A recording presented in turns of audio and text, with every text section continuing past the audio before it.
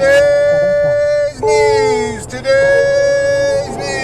Air India jet bound for London crashes. Video shows thick black smoke rising into the sky.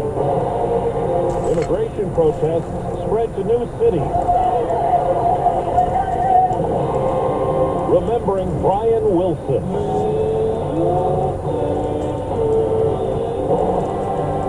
Good morning, I'm Steve Cason with the CBS World News Roundup. An Air India passenger jet bound for London from India with more than 240 people on board crashed in a residential area not long after takeoff. Officials say there were no survivors and there are casualties on the ground. Here's CBS's Ramy Inocencio. The plane crashed into what appears to be apartment blocks. Laundry could be seen hanging in some balconies. You can see a part of the plane's tail resting on the top of what CBS News has confirmed is a hospital. Reuters reporting that at least 30 bodies have been recovered from a building where the plane crashed, and more people are trapped inside. This is the first plane crash involving a Boeing 787. This model of aircraft has had battery issues in the past, and the fleet was previously grounded, but this was in 2012, and before this particular model was built. The airplane from today's crash was delivered in 2014, but this is now shaping up to be one of India's worst air disasters.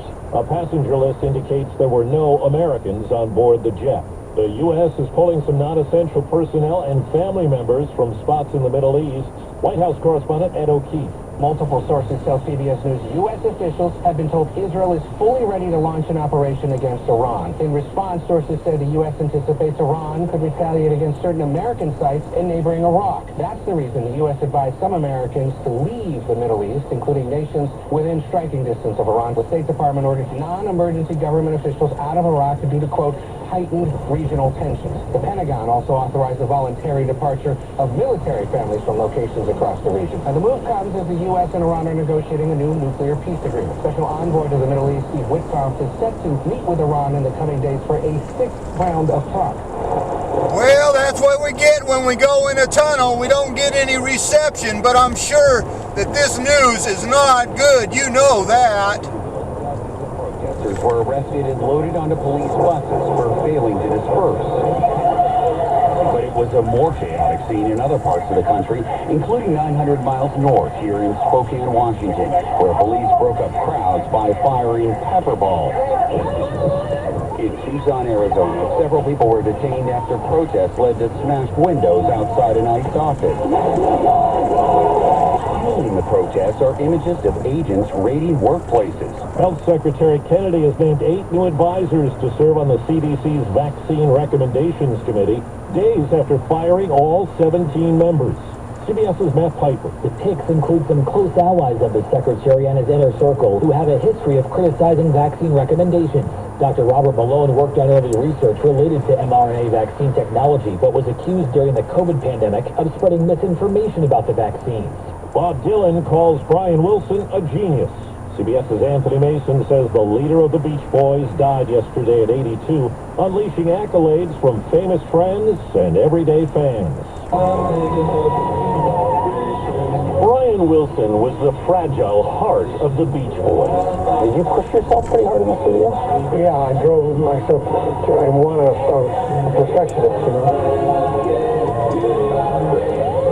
In the 60s, their California surf rock was music for an endless summer. No American band produced more top 40 hits. Wilson was just 20 when the Beach Boys signed with Capitol Records in L.A.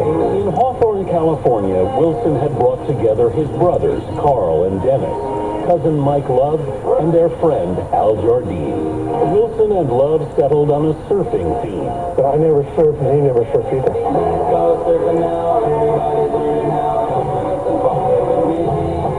Physically and verbally abused by his father, Wilson endured long periods of drug addiction and mental illness.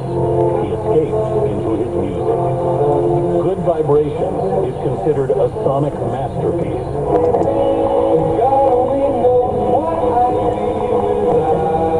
Paul McCartney called God Only Knows the greatest song ever written.